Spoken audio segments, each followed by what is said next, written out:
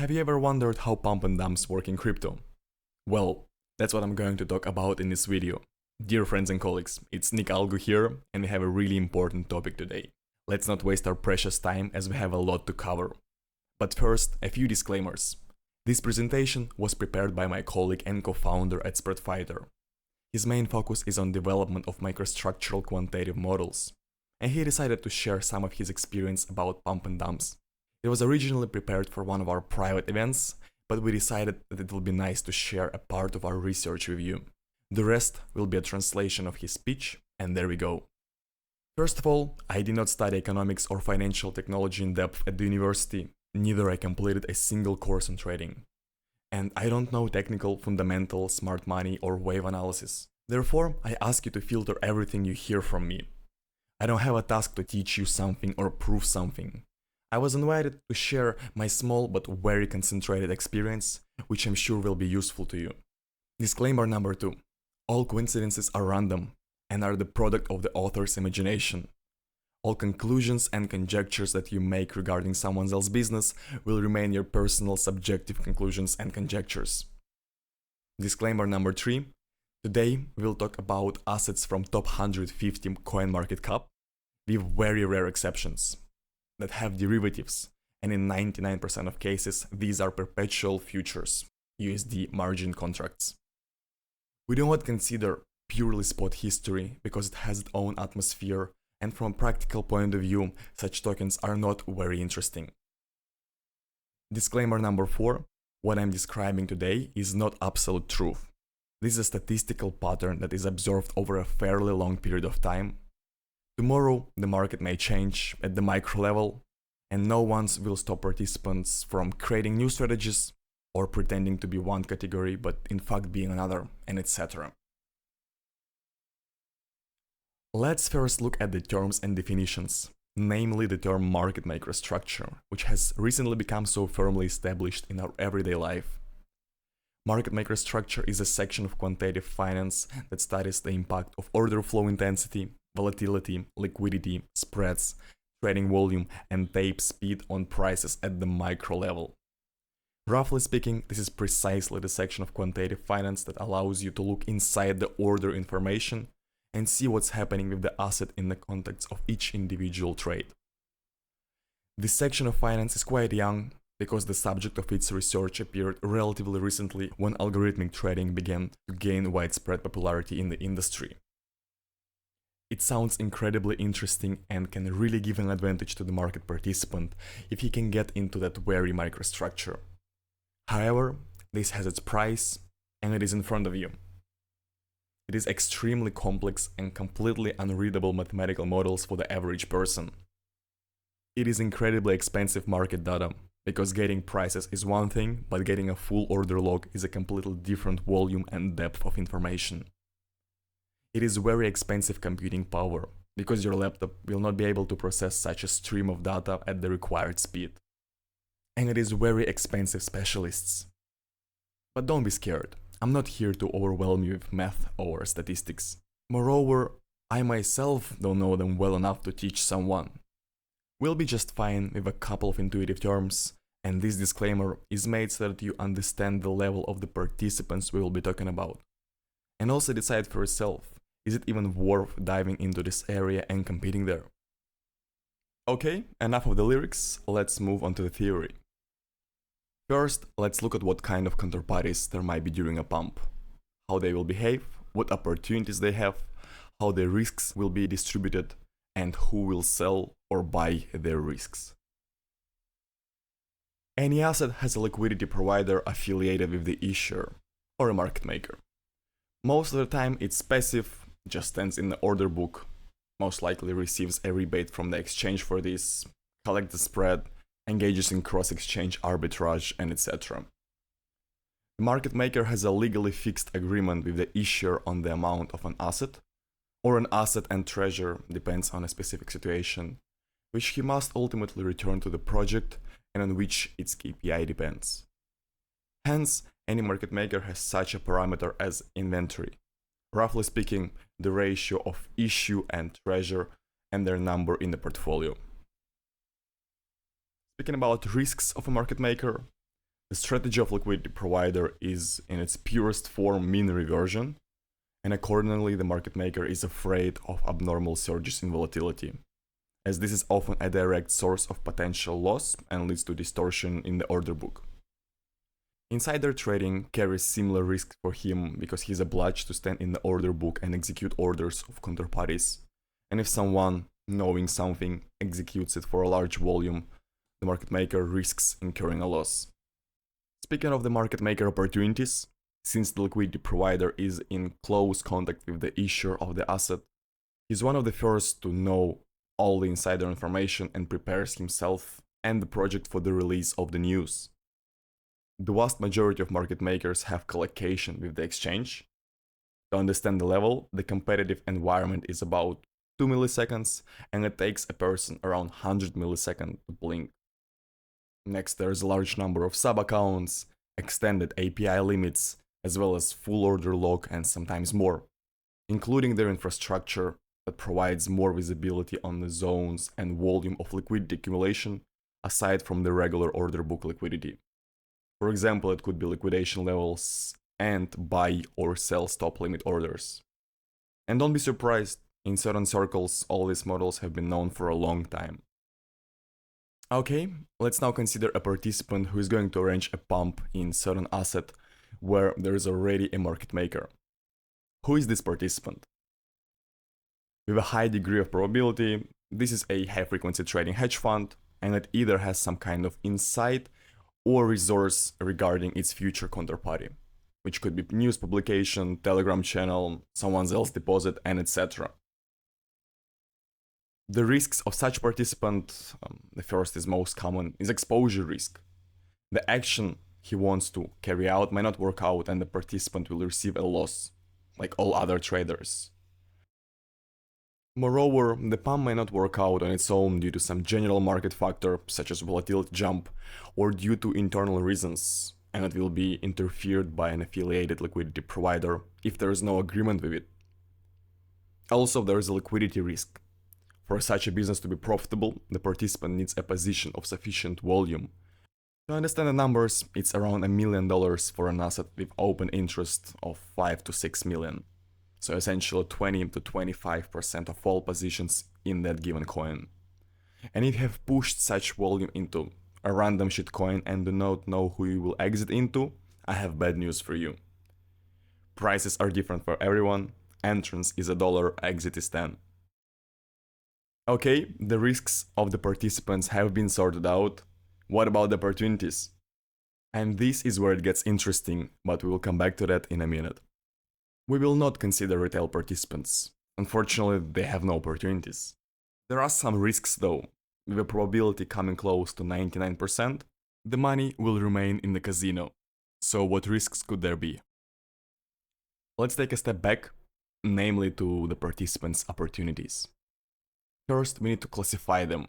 In general, there are only two categories of participants. First is affiliated with the exchange or project, and second are those who hang out illegally.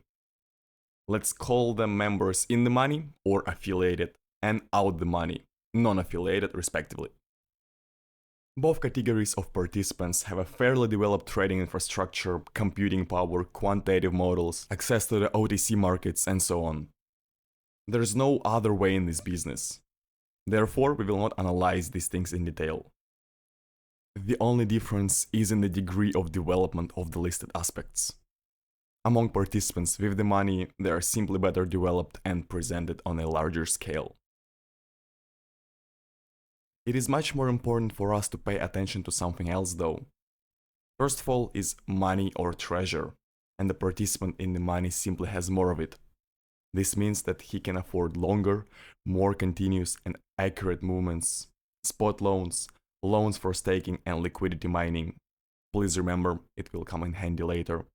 More aggressive buy-sell pressure, and etc. The participant without money is forced to find this money somewhere. And the easiest way is a margin loan on derivatives. We will look at why on derivatives a little further. Participants in the money in 99% of cases are the market makers of the project who control the solid share of the circulating supply as well as the price of the underlying asset. Moreover, the cost of moving the price for these guys is conditionally free, because all trading operations are carried out with oneself. Participants out of the money, of course, don't have such an opportunity and are obliged to buy into the market, which is essentially slamming the order book, so moving the price is more expensive for them. The participant in the money plays a key role in pricing and is in close cooperation with the project, which gives an ability to move price to their best benefit. And no one will interfere, because no one can. Market maker has come to an agreement with everyone with whom he needs to. And some random market participant in turn will encounter resistance from an affiliated market maker, as they have a direct conflict of interest. If we sum it all up, a fairly clear picture emerges. In pumps that are affiliated with the project, there are two categories of players, and it is market maker and all others. And the pump is initiated through the spot. In pumps that are not coordinated with the project, there are three categories of the players: liquidity provider, initiator of the pump, and the counterparty, who will buy the position of the initiator. And the movement is initiated through the derivatives. Worth mentioning that it won't always be like this. Sometimes it can be different, but in most cases this is true. Remember disclaimer number 4. Okay, now let's try in both cases to take a first look at the physics of the movement, at the behavior of participants' risk parameters, and put forward some hypotheses in the context of some market data.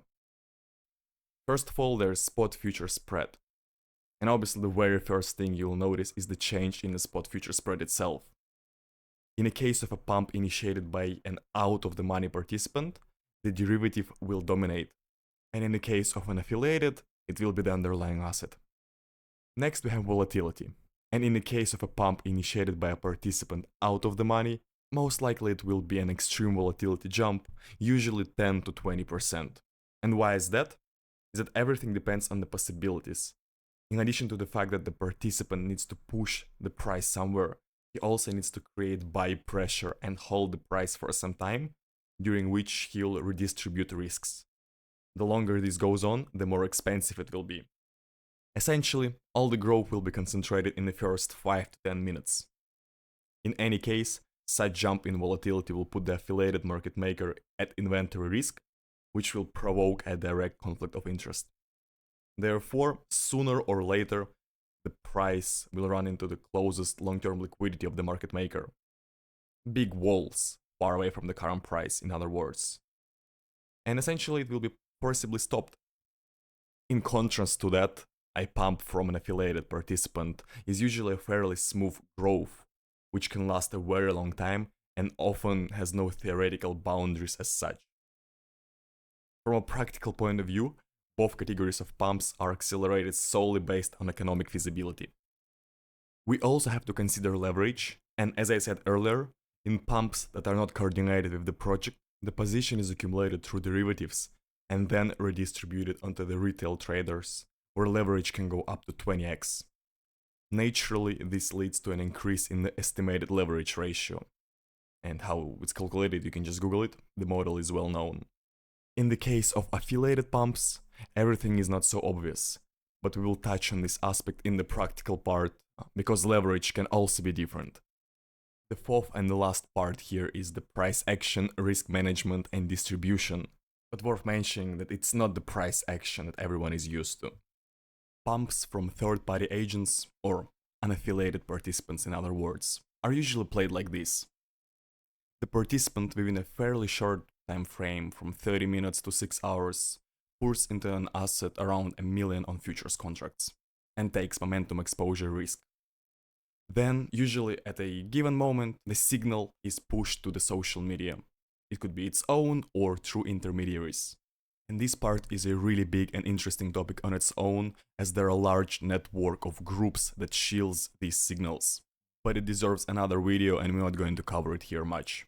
And coming back to the topic, we have participant that keeps on buying to the maximum available price level, and it is the first area with significant sell pressure from the project's liquidity provider. At the same time, the market maker affiliated with the project might experience the inventory risk.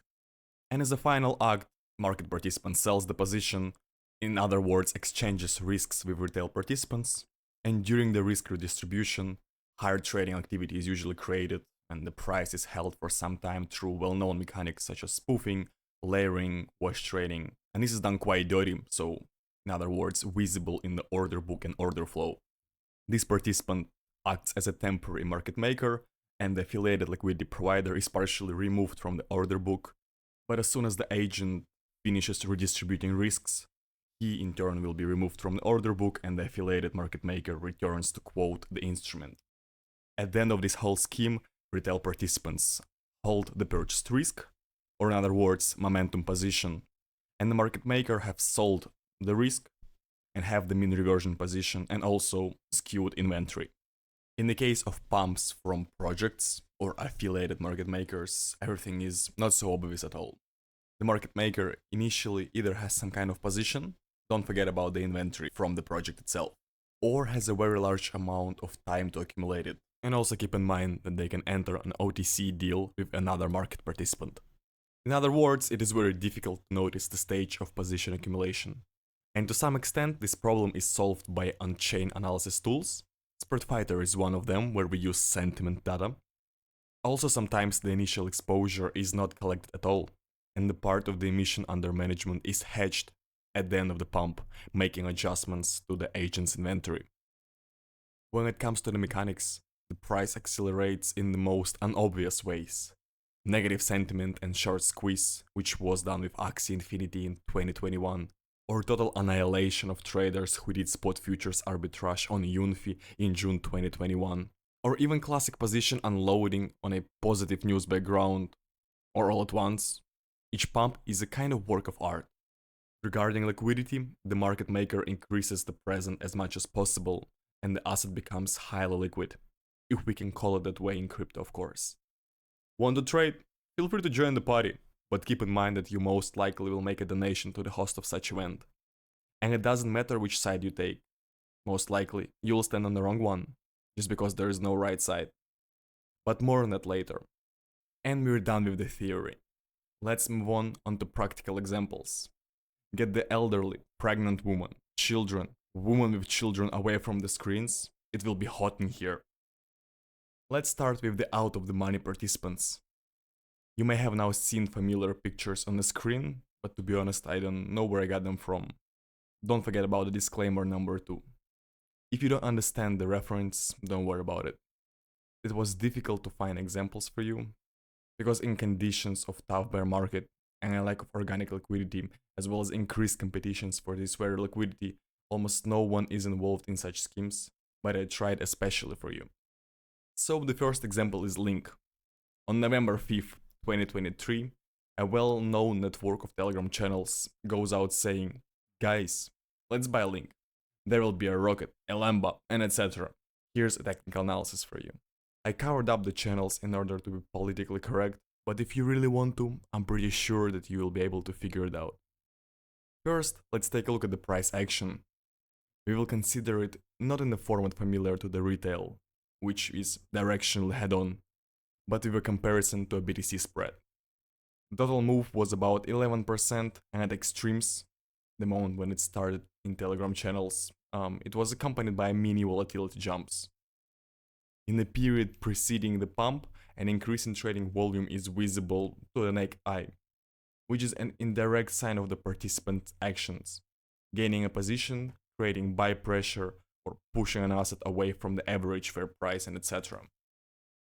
It is even visibly noticeable that the asset maintains a high correlation with the benchmark. However, the volatility correlation during the pump is broken. This is important to understand. Asset prices move synchronously, but the volatility of one has begun to significantly dominate over the other compared to the previous period. And for this exact purpose, we are looking at the Link and BTC spread together. Another disclaimer, in this current example, it is not particularly important for us how we detect the participants' actions, because there is a clear answer that we had an affiliated participant here. And of course, you won't see anything with simple volumes and correlation. For pre-pump detection, you need more advanced tools. For example, model with the same name in Spreadfighter. Now let's look at perpetual futures contract through the prism of microstructural instruments. We won't be going deep into it, but take a look at this picture, feel the aesthetic pleasure and trying to understand what is going on here. We have a liquidity heat map on 5-minute time frame, a little bit more advanced than the existing solutions on the market. We got inspired from Nanox. But in reality, you won't see anything directly on this heat map. Those sweet times are over. And yes, you can see some spoofs and densities, but in fact, it is not important and does not have significant impact on price. So let's look a bit deeper. Oscillator 1 is the aggregated order book liquidity, which shows the dynamic of changes in liquidity and market depth. The naked eye can see that as soon as the participant pushed the asset higher relative to the average fair price, and the corresponding signal was released to the network of Telegram channels, Link became less liquid. This happened because the main liquidity provider simply retreated from the order book. And as the market maker began to restore its presence, and the participant completed the redistribution of risks, the Link price returned to its conditionally average fair values. Moreover, it is worth noting that liquidity on the ask side both decreased to a lesser extent and recovered much faster. Oscillators 2, 3 and 4, which are order book imbalance, best ask and bid size, and the final one is spread, also indicate similar changes when an asset deviates from the general market conditions. What could be done here? Either reduce long exposure if you had any, or take short exposure, which is self-explanatory for both of these options. But make no mistake, the capacity of the market at this situation is around $60,000 to $70,000, which makes your PNL around $7,500 total.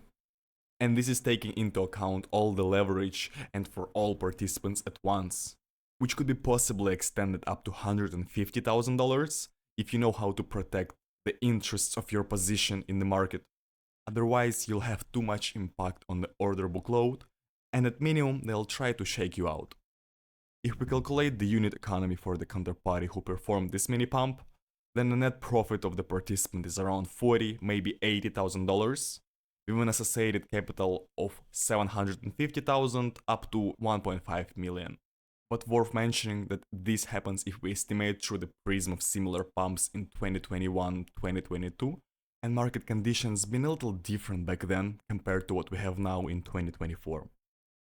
Example number 2 is way more entertaining.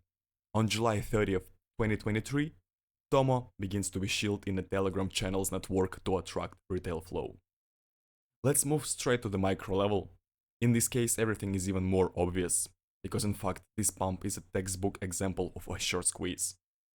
And it wasn't agreed upon with the affiliated market maker. Almost simultaneously with the Telegram signals, the market participant creates extra buy pressure in the order book, the market maker gets an inventory tail risk and retreats from the order book, which is reflected in the oscillators of market depth, spreads, and sizes of the best bid and ask orders. Within the next 2 hours, the participant redistributes the risks, or to put simply, offloads the position. And as soon as the distribution ends, the initiative returns to the affiliated market maker, who subsequently begins to restore balance and price mean reverts. Unfortunately, we are looking on a 15-minute time frame here because Tomo has been delisted from most of the exchanges and a lot of time has passed since the pump, so the historical data has not been saved. But ideally, we want to be looking on a tick frame, of course. If you have been following the topic of this presentation, then perhaps you'll have a question.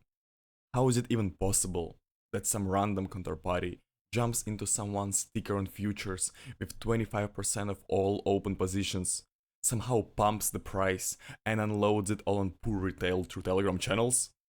This question is natural and absolutely fair, and the answer to it is super simple and lies on the surface. It's not about the participants. It's a matter of liquidity providers. The crypto market is very young, liquidity is thin, there are a lot of market makers in it, and some of them are using rather primitive solutions that simply may not withstand the competition. There's a great interview with one of the leading liquidity providers, and most of you probably heard their name. The right piece is here in this QR code, but there is a catch, as it is in the Russian language, so you may need to turn on the subtitles without translation. Okay, I hope it was entertaining, and we will return to the first category of participants at the very end, Perhaps some of you will have some insights or interesting questions, or maybe outline areas for your future research. But for now, let's move on to more serious guys. And if you were involved into high frequency trading in 2021, 2022, I'm sure that this young man ruined your life quite a bit. But we won't be considering his place, because this gentleman has been very busy for the last year, especially after August 2023, due to his dislocation. Right now, we will take a look at just one example, IOTA pump, but it will be in great detail. We will look deep enough and also consider it from the point of various tail risks. And I'm sure that at least half of you haven't even thought about them. The first thing that catches your eye is the nature, scale, and duration of this pump. There are no immediate jumps in volatility, and the growth is more than 100% and lasts for several days. Next is the spot future spread. We will look at it not just head-on, but with slightly more advanced methods. In this case, you see a stochastic nonlinear order flow model. This is a stochastic model, the return values of which during normal market functioning are distributed chaotically around zero. In the case of identifying a trend in one direction or another, the values begin to accumulate at the extremes, from minus 100 to plus 100. In this case, the spot future spread is extremely negative, and at the moment is up to 3%, which indicates that the underlying asset is leading the derivatives. For clarity, I added an ordinary spot future spread below. Please note that this spread is held for several hours, and I ask you to remember this. Focus on it. We will look at this aspect in more detail a little further. Let's move on to the analysis at the micro level and go through the same metrics that we looked at earlier. The first thing that will immediately catch your eye is the aggregated order book liquidity. During the start of this pump, the asset becomes substantially more liquid, and the market for the asset becomes deeper. This can be also confirmed by the best ask and bid size and the spread oscillators. Now it gets even more interesting. If you remember, I asked you to pay attention and keep the following things in mind. One of it was about staking and liquidity mining, another one was about leverage, and final was about spot future spread. It's time to get back to these things. On the screen, you see a screenshot of liquidity mining rates from the Gate.io exchange. There are similar tables for staking or liquid staking, and in a given example there is no IOTA, because to catch a specific asset, you need to pick the right moment. So here's what I found, and it will be enough to understand the main point. The first question that is worth asking here, why is the liquidity mining rate for BTC approximately 5 to 10% per annum? And for the most of the top 100 CoinMarketCap, it's 10 to 20% per annum. But for individual alts, which are quite reliable and liquid in terms of the market crypto, the rate soars to 50 or 100%. Who pays you and for what? How much risk are you selling when you lend someone the underlying asset? What is staking in essence in the first place? And actually, it's not necessary to answer, but we keep this in mind. Moving forward, a spread suddenly appears between the underlying asset and the derivative.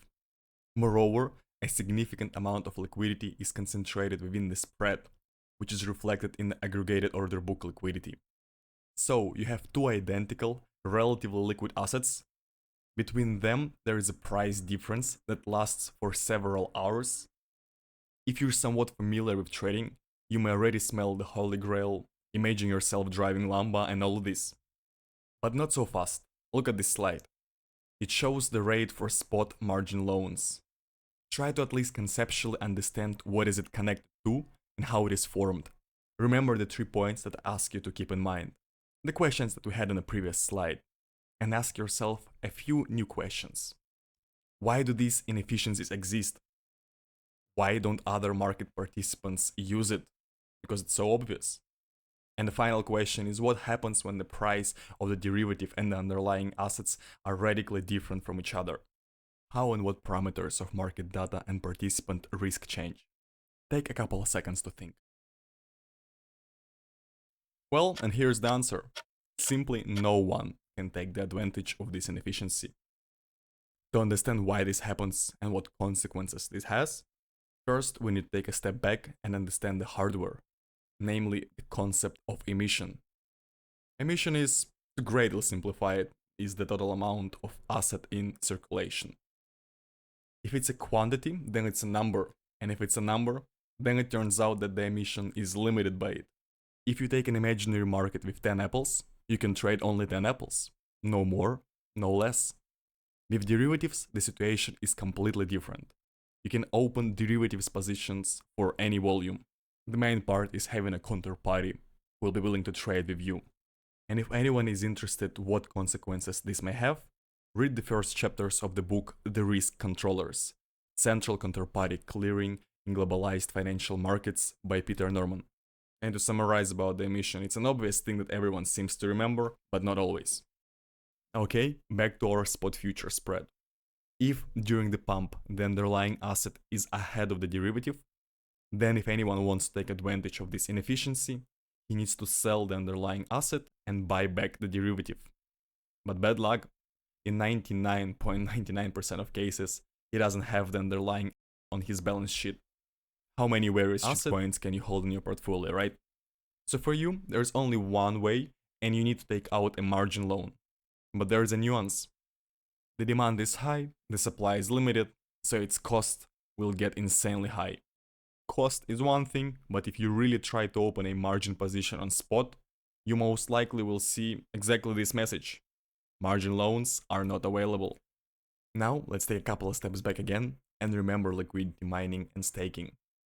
What exactly are these two tools? This is a loan on the underlying asset similar to a margin loan. The lender transfers the asset to the borrower and in return receives the interest. We remember that from time to time the rates for providing liquidity for mining and staking increase sharply for individual tokens. Someone is ready to pay you 5 or even 10x of the profitability of staking or liquidity mining in the benchmark. Let me simplify it. Someone is ready to pay you massive returns so that you don't sell the underlying asset on the spot and don't create sell pressure. But in the futures market, there are no such restrictions. You can trade in any direction for any volume. Let's further accelerate the hypothesis. What happens if the price of a perpetual futures contract deviates from the price of the underlying asset? It is very obvious that the funding rate will change. For people who don't know, this is a special mechanism that allows exchanges to equalize prices between non-expiring derivatives and the underlying asset. Essentially, it depends on the difference in prices between spot and futures. During such pumps, funding rate can reach even more than 3%, which happened for a few rare scenarios. Let's dig deeper. The price has increased by 25, 50 or even 100%. Swan places ask orders on the futures below the conditional average fair price, and bid orders on the underlying assets are higher than the average fair price. This creates an obvious arbitrage opportunity that may be even considered harmful. Isn't the market maker afraid that someone will be simply selling on spot and buying on futures? Well, not really. Let's take a few steps back again. The participant most likely has long exposure on the futures, and he is interested in someone buying the position from him, or in other words, filling his ask orders on futures. And essentially, such participants wants to sell this high-priced position, swap risks, and lock in the P&L. When it comes to the underlying asset, such participants are accumulating the emission using staking and liquidity mining tools, and therefore creating a deficit for margin trading. Also, don't forget that large players have large network, and those are usually large holders, which essentially leads to a situation where if anyone can sell to the market maker on spot, with a high degree of probability, it is only himself. This in turn creates a very interesting situation. First of all, we cannot take away the arbitrage inefficiency, and we just figured out why. We simply cannot short sell on spot because there is no emission available to take the margin loan from. As one of the options we are left with, we can buy the pump at highs. Moreover, the market maker as an option offers us conditionally more attractive price, as futures are cheaper. But there is a really high possibility that later we will ride this position not in the direction that we want. Another option we left with is we can short the futures. But there is a nuance. We get a worse price at the start because, well, the futures are cheaper which is reducing our expected value. And also don't forget about the payments from the funding rate, which can go more than 3% every 8 hours. There were cases when during the extreme manipulations, major exchanges had to bring down the timer to 4 or even 2 hours, all to equalize the spot and futures price. In other words, if we open a position with no leverage, then all of our money will flow to the counterparty forcibly in about a week, but that's assuming no changes to the funding rate, and brought as an example. And again, sometimes the exchange might reduce the period between funding payments, and in this case, deposit will be burned through at twice the speed. Using leverage in such cases will be pretty much considered a speed run of burning your deposit on the funding payments. And I immediately anticipate an objection: what if you close your short position immediately before the funding payment? My answer is that you're not the first, nor you're the last who wants to do this. Just take a look at what's happening with the order flow and order book liquidity before funding settlement. And of course, you can try surviving and competing in that mid-grinder, for example via cross-exchange arbitrage, but this is already a matter of unconscious competence of scalping and competition for the best price. So, it turns out that no matter your actions, there is a tail of money loss and a vulnerable position. This is precisely the difficulty of risk assessment that I spoke about in the theoretical part, and not so obvious a reason for losing your money.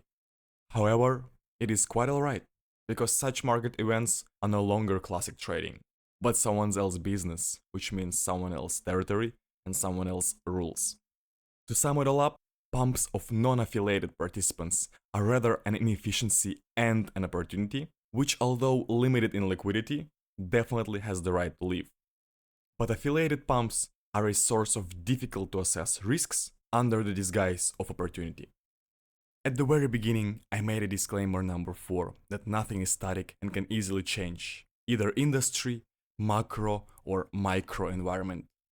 The agents operating in this market with their models and algorithms are changing accordingly. Today, some market participant might be managing $10, $15 million and pumping illiquid alts. In about 2 or 3 years, someone with big money brings him 100 extra and he's already the leading market maker of the entire industry. This is all to say that sometimes quite large market events are carried out by participants through the futures market. And here is a fresh example. I won't be going through it with you, but I'll leave it in case someone wants to do some homework, or maybe it will inspire you to do some market research. It's up to you. My pitch is over and I hope it was useful. Thanks for watching. Stay safe on the market.